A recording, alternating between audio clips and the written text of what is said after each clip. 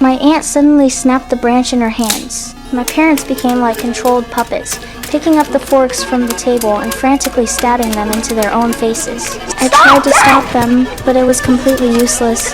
It wasn't until my aunt threw the branch in her hands into a bowl filled with water that my parents finally stopped. My aunt demanded that I help her keep the secret. She said if I didn't obey her, she would make my parents hurt themselves to death. Faced with my aunt's threats and terror, I had no choice but to submit. In the days that followed, I continued going to school as usual, but my parents remained sitting at the table, never moving. I was very worried about my parents' physical conditions, so I went into my aunt's room to ask. My aunt only coldly told me to get canned food to feed my parents. From then on, every day after school, I would first go to the supermarket to buy canned food, then hurry home to carefully feed my unresponsive parents. This kind of life went on for a long time. One night, I was suddenly awakened by my aunt. In the dim room, my aunt's face was deathly pale. She weakly told me that she was seriously ill and that the hospital could no longer cure her. She hoped I could save her. Then my aunt stated her conditions. If I could help her bring back one item from each of my classmates, once she recovered, she would immediately go back home.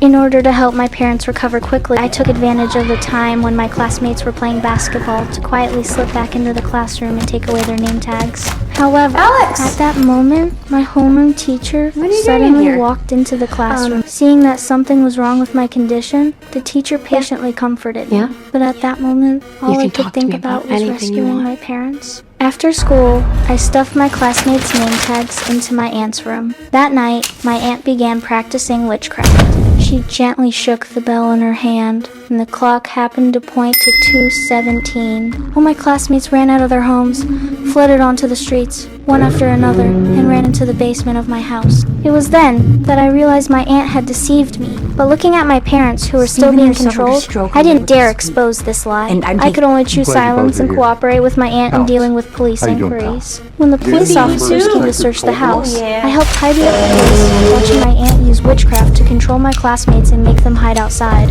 Once the police left, classmates were summoned back to the basement.